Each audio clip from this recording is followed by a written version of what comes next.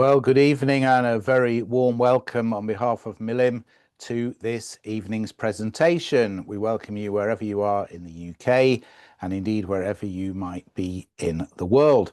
Our series of online talks and conversations continues with our guest, Jessica Duchen, and I'll introduce Jessica to you in just a moment. A little bit of housekeeping first. Please do ask questions. You can do this by typing whatever you would like to ask into the Q&A facility on your screen. As ever, we'll do our best to get through as many of your questions as we can. Let me also draw your attention to the chat facility, and this will allow you to send a message to all of the other participants on this webinar, should you wish to do so. Finally, this event is being recorded and it will appear on our website at milim.org.uk over the next day or so. There you will find recordings of other past events as well as details of our future programme for which you can book tickets. So to our guest, Jessica Duchen is a music journalist, critic and author. Growing up in London, she studied music at Jesus College, Cambridge, and piano with Joan Havill. She's previously written biographies, including books about Erich Wolfgang Korngold, Gabriel Fauré, and the London Chamber Orchestra, as well as novels on musical topics. Jessica is also a librettist and has worked on numerous projects. Her latest book is this one, Myra Hess, National Treasure, and that is what Jessica's going to be speaking to us about this evening. So Jessica, a very warm welcome to you. We are eager and willing to hear what you have to say. Well, thank you very much, Jonathan. I'm just going to get my screen share up and running.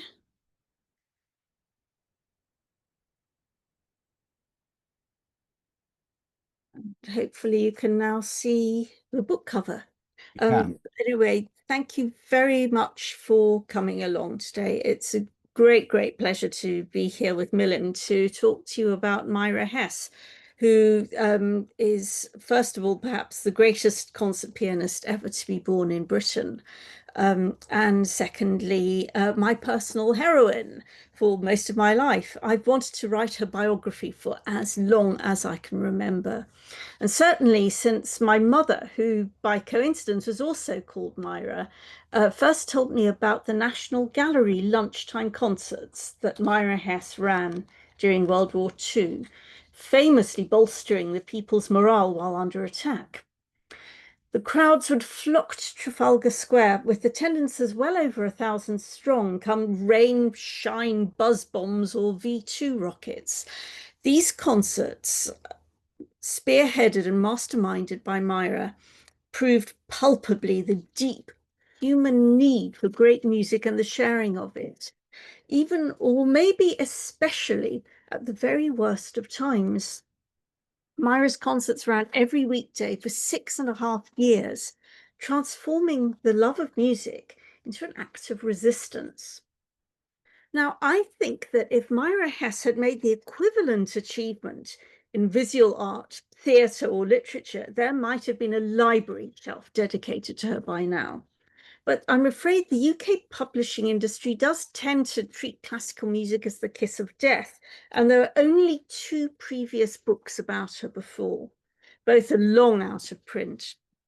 Most articles tend to talk either about her recordings, which actually she hated making, or the iconic National Gallery concerts. Some people therefore assume that she can't have been worth remembering beyond the latter. The thing is, those concerts were only possible because she was already a significant international superstar. She had the clout to make them happen and the personal gumption to keep them running against all the odds. So today I'd like to talk to you about not only those concerts, but about how she got there, where she went afterwards, and why it matters, especially now. Incidentally, Myra was not related to Rudolf Hess, though during World War II, sometimes people thought she was. Apparently, there were Russian newspaper reports at the time that puzzled over the fact that Mrs. Hess was being permitted to tour Britain, giving concerts everywhere. The confusion sometimes continues even now. Not long ago, a writer friend told me that she thought a mutual acquaintance had written a novel about Myra Hess. I checked it out. It was actually about Magda Goebbels. Anyway, today I'll be talking about her as Myra rather than Hess because it feels friendlier and more comfortable. Myra was her middle name. Her first name was Julia, and she preferred it, but it never stuck. She was born into a religious Jewish family in South Hampstead on the 25th of February 1890, the youngest of 4 siblings. Most of the family had been in Britain for several generations, living in the East End, though her paternal grandfather was born in Germany and came to Britain in the mid-19th century. It's not surprising that Myra did not keep up her religious observance, as it's basically incompatible with a life of 24/7 practicing, performing, and traveling. But her Jewish background remains an important influence. She once said in an interview that her Orthodox upbringing was the making of her. I suspect this has something to do with self-discipline, because to me it seems that you need the same self-discipline to dedicate yourself to music that you need for a religious practice with all its strictures and sacrifices. She was no prodigy, Gott sei Dank nein, she once said, but was clearly talented, and her father, who at first was proud of her, set about finding her good teachers and performing opportunities. She entered the Royal Academy of Music aged only 12, and there studied with the renowned pedagogue Tobias Mattei, whose emphasis on the weight of relaxed arms while playing helped produce a distinctive, open, rounded, singing sound. She was his most celebrated student, and she was close to him for the rest of his life. This picture, taken during World War II, was for his 85th birthday. For Mattei and his wife Jessie, Myra was virtually an adopted daughter. Jessie Mattei, incidentally, was just as well known as Tobias. She was the most sought-after elocution teacher of her time. One of her students was John Gielgud. I suspect that Myra's excellent speaking voice and cut crystal accent were honed under Jessie's influence, but I think so too was her way of phrasing at the piano, which sometimes reminds me of the declamations of the great actors of her day, like Gielgud, Peggy Ashcroft, or Laurence Olivier. Myra found other crucial influences over time. In America, she met the pianist Carl Friedberg, the brother of her American agent Annie Friedberg. Carl was a former student of Clara Schumann and had studied Brahms's piano works with Brahms himself. Myra used to play her programs through to him whenever she went to the States, and it's wonderful to think that she may have had some input into her matchless Schumann and Brahms from a source so close to the composers. She also revered the cellist and conductor Pablo Casals as musician, humanitarian, and idealist. For Myra, art was synonymous with idealism and, above all, with integrity. Myra had arguably her greatest acclaim in the States. From 1922 onwards, she spent several months almost annually touring coast to coast. And after a 7-year hiatus during the war, she continued for as long as her health allowed. Whether it was thanks to the American Steinway pianos she loved, the star treatment, the demonstrative audiences, or the lavish dinners, particularly welcome in the post-war years while Britain was still having rationing, she seems to have played more freely and more dramatically there than at home. Britain had rather taken her for granted before World War II, and afterwards it mythologized her into a kind of musical equivalent of the Queen Mother. That did little justice to her full artistry. As her pupil Stephen Kovacevic puts it in his foreword for my book, she was not the girl next door, she was not Auntie pouring the tea, and she was not the Queen Mother. Her Beethoven took no prisoners. And it never had. Aged 18, she wrote an article called How to Play Beethoven, commenting, Beethoven is my favorite composer because his work seemed to appeal most strongly to my own temperament. That alone should be a signal towards her true temperament really was. In her youth, Myra also played contemporary music, which included Rachmaninoff then, as well as Debussy, Ravel, Szymanowski, Benjamin Dale, Rebecca Clark, and Arnold Bax. It was for Myra that Arnold Bax, pictured here, wrote his first published piano piece, a waltz, and she was the dedicatee, unlikely though it sounds, of a stomping piece called In a Vodka Shop, one of several works he wrote after visiting Ukraine. She also premiered The Maiden with the Daffodil, which was really for the pianist Harriet Cohen, with whom Bax was infatuated. Unfortunately, he was trying to keep both these women on side, both musically and personally. And he ended up playing them off against one another, so to speak, behind each other's backs. Ultimately, he dumped Myra for Harriet. The two pianists had been friends, but fell out over his fickle attentions and roundly loathed one another for the rest of their lives. Although she continued to play Bax's music well into the 1920s, Myra later jettisoned it, along with most French works, which she described as the shrimp cocktails of music.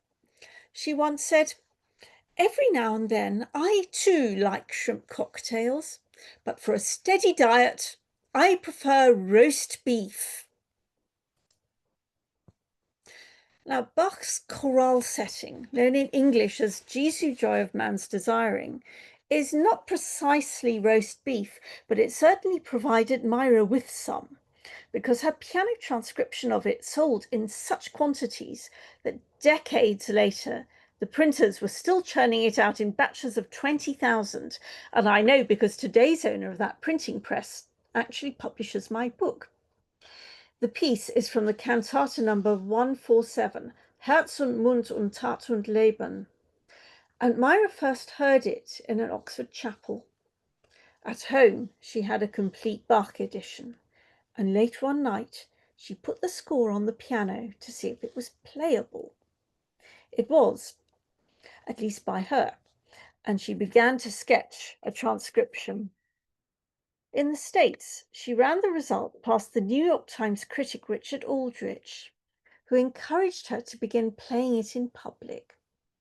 It connected powerfully and rapidly with her audiences. None of her other transcriptions caught on so strongly.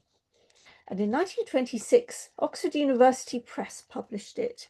Soon it became so popular that innumerable other people started trying to make their own versions. And OUP had to do a great deal of copyright gatekeeping.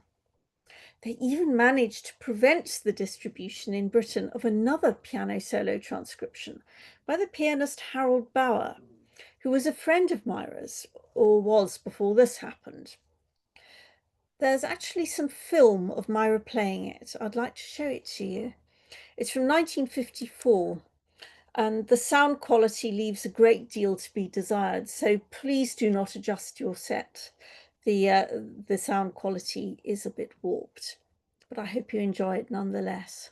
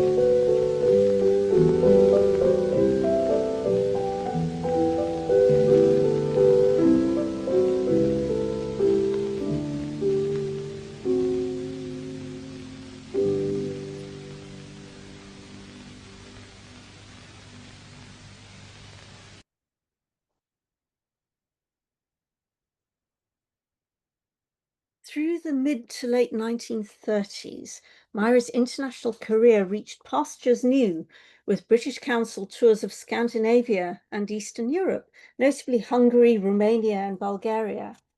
But soon, of course, world events intervened. On the outbreak of World War II, Myra's first move was to close her piano. All entertainment venues were shut down at once. Myra was meant to perform 2 concertos at a prom that very day, but of course it was cancelled. She decided to devote herself to war work and did not imagine that music could be part of it. She signed up to be an air raid warden and volunteered to drive children being evacuated out to the countryside. Soon afterwards, a young Romanian couple who had just fled to Britain, Carola and Miron Grindeer, came to see Myra. They had heard her play in Bucharest in 1937 and now were distressed to find her piano closed. They begged her to play to them, and she was touched to see how much joy a Brahms intermezzo brought to them. It made her wonder if perhaps there was room for music now, after all. After several weeks of the so-called phony war, a leading article appeared in the Times advocating passionately for live music to return. If evening concerts were impossible due to blackouts, it noted, then hold them at lunchtime. It's hard to imagine today when we have to argue endlessly for the incalculable value of live music. But back then, it was almost taken for granted that people need music and benefit from attending concerts. Myra and a group of friends gathered at Tobias Mate's house and pondered what to do. Lunchtime concerts? Yes, but where? Denise Lassibon, a fellow pianist, suggested, what about the National Gallery? Myra laughed and said, why not Buckingham Palace? But they had nothing to lose, so Myra and Denise went to visit Sir Kenneth Clarke, the director of the National Gallery. He had had many of his paintings evacuated to the countryside, and the gallery felt bleak without them. Replacing one art with another seemed an inspired idea. So when the pianist suggested a lunchtime concert every week, he responded, why not every day? This atmosphere was rather Wild West, with normal life in total suspension. They could only run with the idea and see what happened. Myra enlisted the help of her friend and neighbour, the composer Howard Ferguson, and set to work forming committees and inviting performers. Upstairs in the gallery, under the glass dome in what's now room 36, the team built a makeshift platform and set out a few hundred chairs. Steinways lent them a piano. Admission would cost 1 shilling, and every performer would earn a flat fee of 5 guineas, regardless of their fame or lack of it. Remaining profits would go to the Musicians' Benevolent Fund as financial aid for the large number of musicians who now had no work under wartime conditions. This was uncharted territory. The gallery had never hosted a concert before. Publicity was minimal, and numerous regulations presented potential hazards. Nobody had any idea how it would turn out. Myra therefore decided to give the first concert herself, saying, in case the whole thing is a flop. On the day, the 10th of October, they anticipated an audience of around 200. But shortly before the doors opened, they looked out of the window. Around 1,000 people were queuing outside on Trafalgar Square. Only 200 were technically permitted to gather in one place, but Britannia waived some rules, and such numbers proved typical. When the chairs were full, people sat on the floor or stood. The comedian Joyce Grenfell, who volunteered in the canteen, recalled a day when they made and sold 1,700 sandwiches, worth the exhaustion for the sake of hearing Brahms's horn trio. These concerts soon became an extraordinary symbol of British wartime resilience. Queen Elizabeth, the Queen Mother, was a devotee. Humphrey Jennings filmed Myra there for his propaganda movies, Listen to Britain and A Diary for Timothy. These linked her indivisibly to the national soundscape of Britain at war. Through the concerts, Dame Myra, as she became in 1941, demonstrated the visceral necessity of music, especially live performances, to sustain the human spirit. She once wrote, "I'll never forget, after one of the worst London air raids, through which nobody slept at all, I drove to the gallery down streets filled with debris. There'll be a small audience today, I thought, but we had an overflow house of 500 people. They had come through streets littered with broken glass and reeking with dust and smoke to get the spiritual strength more vital to them than physical rest, the healing power of music." Here's an extract from Humphrey Jennings's Listen to Britain, showing footage of the National Gallery while Myra plays Mozart's Piano Concerto No. 17 in G major with the RAF Orchestra. Howard Ferguson is turning her pages, and the Queen Mother is in the audience.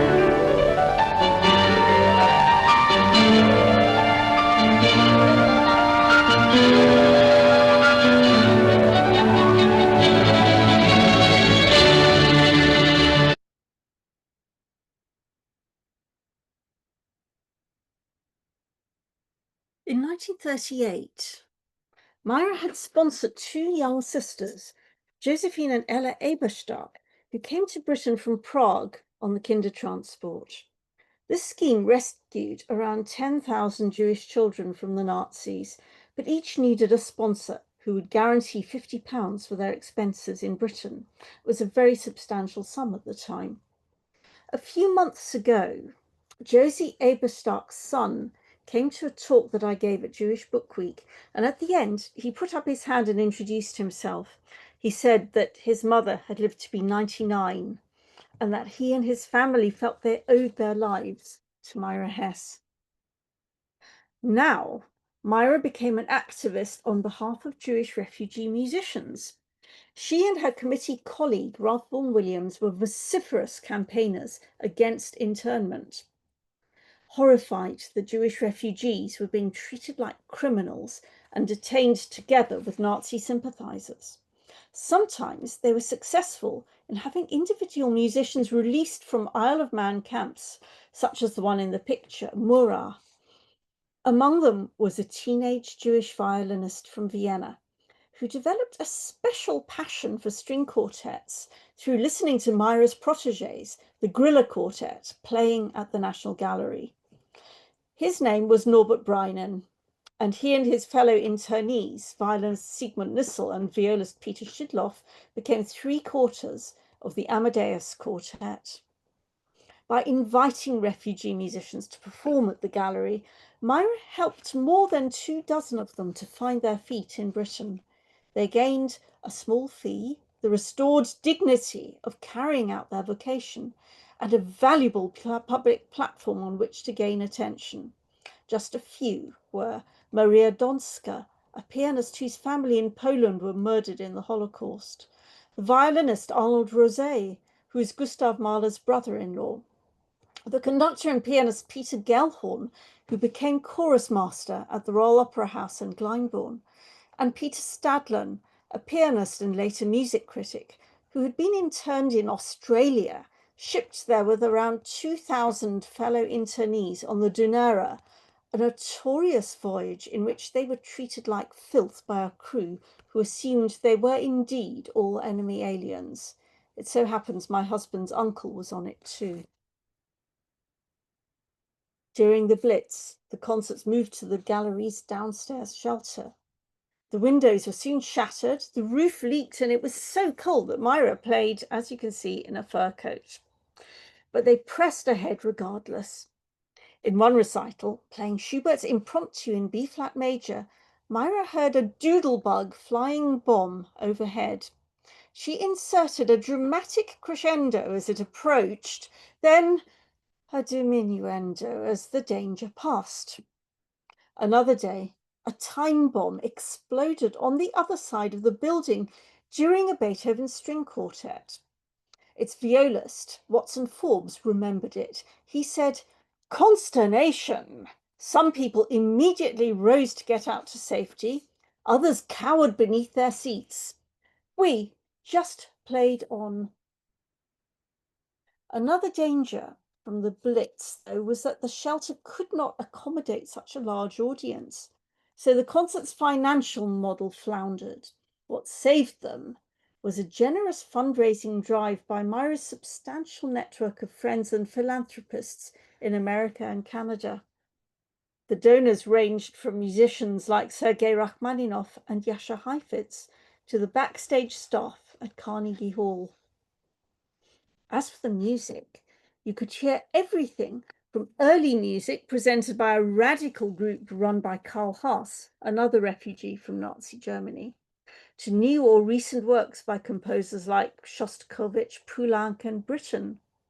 Pianists like Irene Schara, Benno Mosevich, and even Harriet Cohen were on hand, and a remarkable project led by the Austrian refugee Ferdinand Rauter and his singer duo partner Angel Lund, called Folk Songs from Many Lands, demonstrated in 26 concerts the way different nationalities could be brought together through music. But rather to everyone's surprise, the most popular events were string quartets. And Myra's young proteges, the Griller Quartet, led by Sidney Griller, gave around 60 performances. Myra herself performed at the concerts 147 times. One memorable day, the German émigré mezzo-soprano Elena Gerhardt was due to give a song recital just when the Nazi invasion of the Netherlands was at its height. Gerhardt was afraid that at such a time the audience would never accept Lieder in German. But when she walked onto the platform, there was such an ovation that all her anxieties vanished. The National Gallery audience had no difficulty telling the difference between a speech by Goebbels and the poetry of Goethe, Schiller, and Heine, or the universal worlds of Beethoven, Schumann, and Brahms. Another unforgettable occasion was the New Year's Day concert of 1940. It concluded with the so-called Toy Symphony, an 18th century work of uncertain authorship. That day, soloists, their guests, and the gallery concert staff all played toy instruments, sparking a great deal of hilarity, with people like Beno Mosevich, Elena Gerhardt, and Joyce Grenfell on miniature percussion or bird noise whistles. Sir Kenneth Clarke himself conducted. That's him on the left. He had never tried this before, and he took it so seriously that he told off Myra and her colleagues for messing about, which could be what's going on in this picture. Over 6.5 years, there were 1,698 concerts with 824,152 attendances, raising for the Musicians' Benevolent Fund the equivalent of about £600,000 today. Their ideal, shared with the proms of making top quality music accessible at low cost to the widest possible audience, underpins the principle of art subsidy when the Arts Council was formed in 1947. So effectively, Myra Hess's musical ideals helped to build the foundations of post-war arts policy at government level in the UK, and she proved its value to the utmost. Under mortal threat, the nation accidentally learned the true value of art music. Myra demonstrated palpably that it's the opposite of elitist. She put it simply: everybody was very busy during the war, and there was nobody to tell the people that this sort of music was over their heads, so they came and liked it. It's not a moment too soon to start remembering that, because nowadays we are in terrible danger of losing the lot. When the war ended, everyone wondered what would happen to the concerts when the paintings came back. The gallery's decision to end the series in April 1946 was probably inevitable, as they needed to close to repair the kind of bomb damage that we see in this photo. Unfortunately, though, the decision was taken behind Myra's back by the new director who had taken over from Kenneth Clarke. Without consulting her, the gallery put out a press release saying that Myra was retiring from the directorship of the concerts, which first was untrue, and secondly made it sound as if it was all her doing.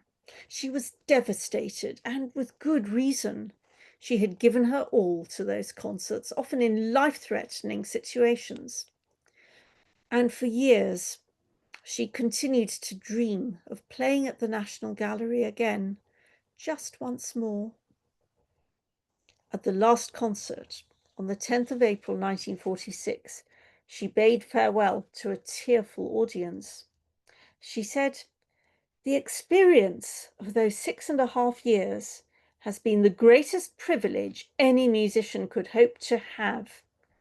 If I had died the day peace was declared, I would have felt my life's work was complete."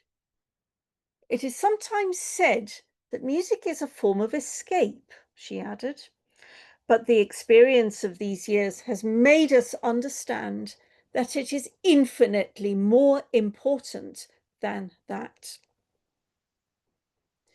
Myra was well aware of the power of symbolism in those concerts, So perhaps it should not be so surprising that she continued to recognize that power in others too. In 1948, the Berlin Philharmonic and its conductor Wilhelm Furtwängler, pictured here, came to Britain for the first time since the war for a concert organized by the charity Christian Action, aiming to promote reconciliation. Myra was the soloist for its London concert at Earl's Court, where she played Beethoven's Fourth Piano Concerto. Some of her friends were afraid that people would think she was in some way siding with Germany because of this. But the war was over, and that was the point. For Myra, a Jewish musician, and probably the only one on the stage that night, besides being the only female performer, to stand up hand in hand with Wilhelm Furtwängler in front of the Berlin Philharmonic was symbolic, a means to show that the only way forward to a better world was through courageous rapprochement. In this photo, Myra has clearly wrapped the conductor Bruno Walter around her little finger. She had grown to be granite strong. Her friends sometimes likened her to a lion or lioness. The pianist Gerald Moore once said that people think there are 4 lions in Trafalgar Square, the Lancia bronzes beneath Nelson's column, but there were actually 5, and the 5th was Myra. She had become tough of necessity. In her youth, she had had to stick to her path despite struggles with her father's disapproval, rock-bottom fees, and misogynistic critics who expected feminine charm from her. Too often, she was judged not as a pianist, but as a female pianist. One critic said that the good thing about her was that she did not try to play like a man. Another grumbled that her audiences were largely female because, and I quote, "women like crisp little rhythms." And this chappie judged that this was how she played. Still, there was also a powerful female critic in Chicago, and Myra didn't like her either. Myra once commented, "The critics can drown in their baths if they take any." She also needed to be strong to withstand the day-to-day stress of such a career. Traveling, concert nerves, loneliness. She suffered desperately from pre-concert nerves, but she never let it stop her. And she once told an interviewer rather acerbically, "There are not more female pianists because most women are too sensible to wish to spend their lives on trains."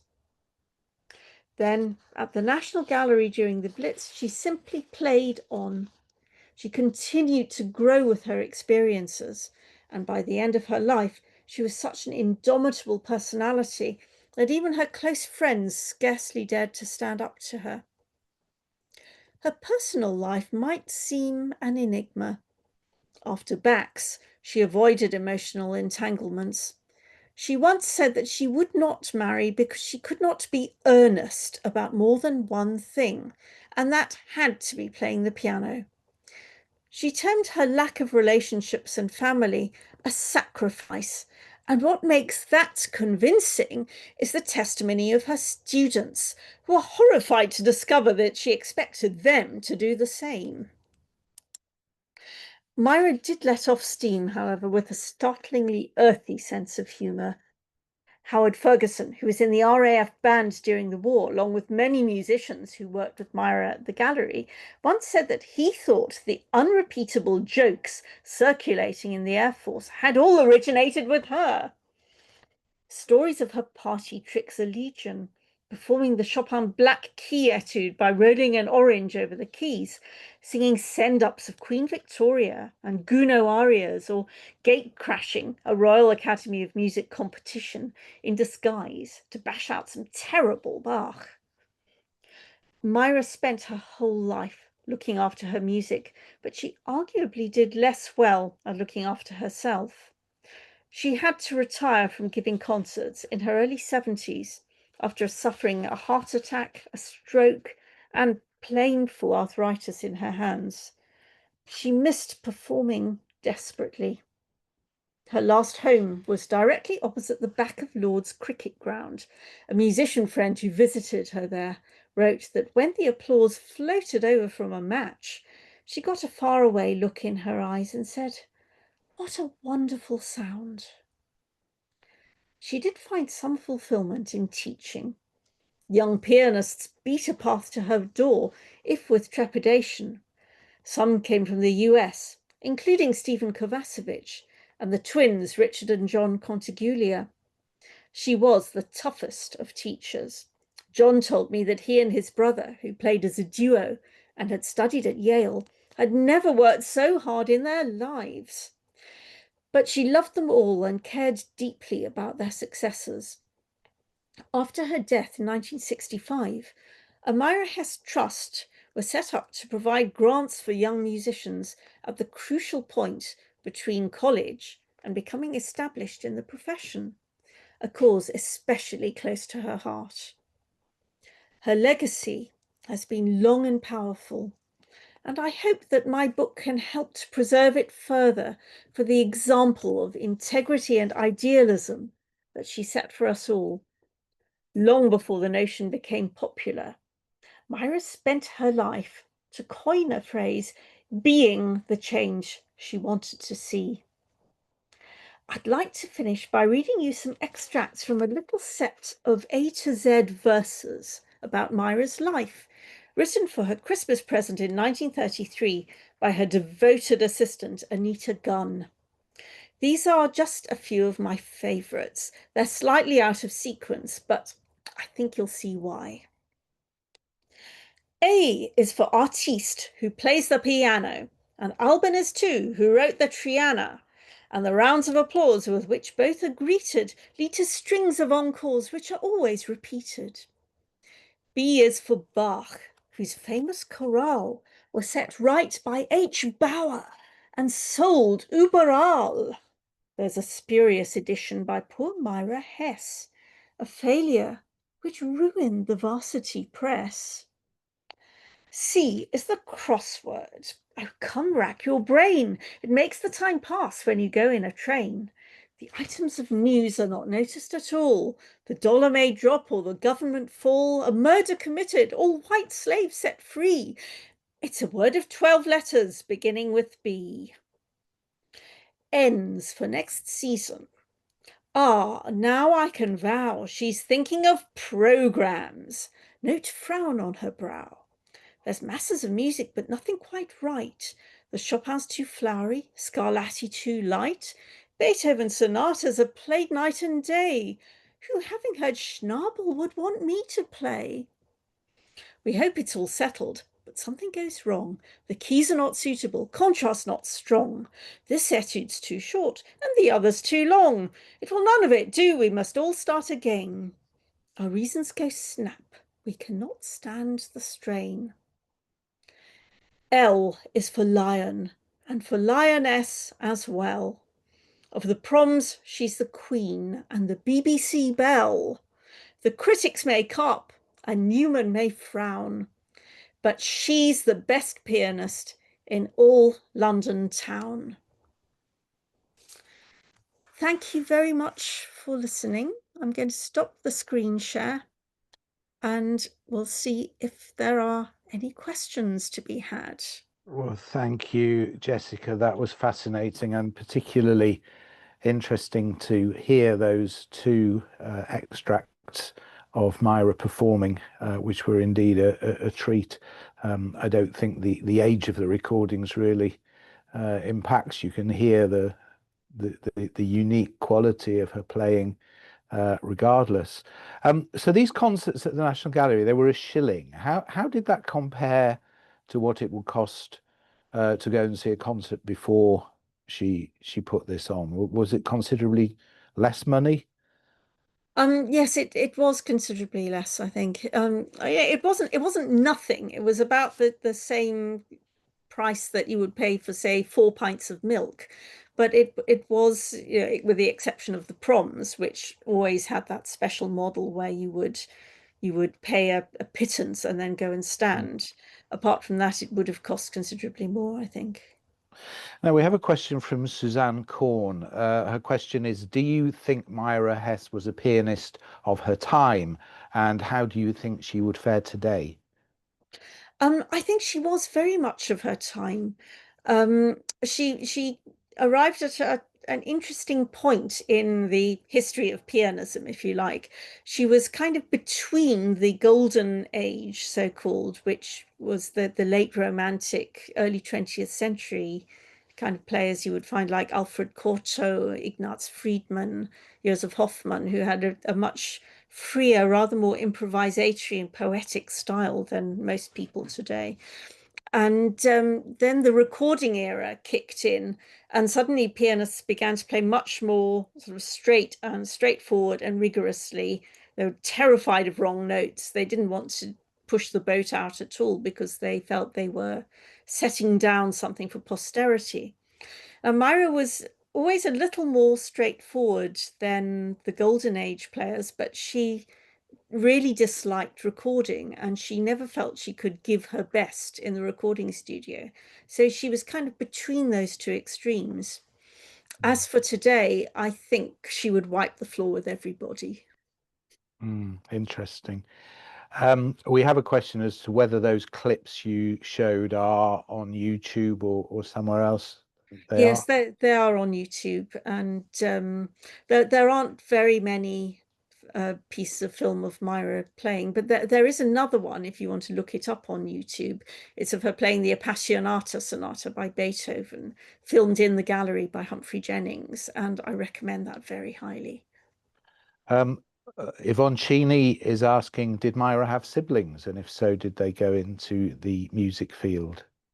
Yes, Myra was the youngest of four, and she had well, she had one sister and two brothers, and one of her brothers, whose name was Herbert, actually did become a musician. He lived in Weston-super-Mare, and he played the piano in a cinema. He would improvise to accompany silent films, and he also conducted some choirs and some local organizations there. So they were good companions when they were growing up. You go into incredible detail in the book, and I wondered whether you'd faced any particular challenges in researching the subject as you were writing. Well, rather a lot. The first major glitch was called COVID Oh, because Myra's archive is in the British Library. And of course, what happened in COVID? The library is closed. So I couldn't get in there for ages. And then when I was in the later stages of writing the book, and I'd made myself some notes when I had got into the British Library saying must go back and revisit X, Y, or Z. The British Library then had a massive cyber attack, which knocked it out for really a couple of years. Still suffering. Yeah, it's still not back to normal, and it's an absolute calamity. It's an attack on heritage and knowledge and enlightenment in a way, and it's been terrible. I'm cross that there's not been more coverage of this because it's really a disaster. So those were the biggest challenges. Those were the challenges. One Mm. thing that doesn't come up in the book, perhaps surprisingly so, is anti-Semitism.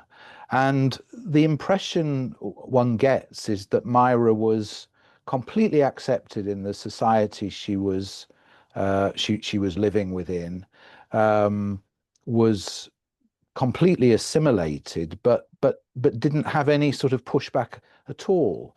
Was that genuinely the case, or is it just something you didn't choose to touch on?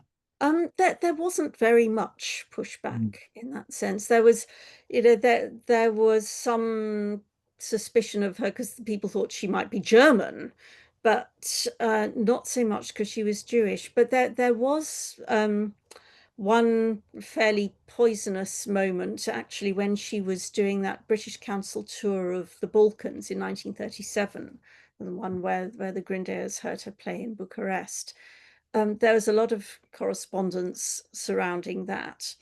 And there was one dignitary somewhere, I can't remember if it was Romania or Bulgaria or where, but the whole point of the British Council tours was propaganda to prove that Britain was not an unmusical country after all.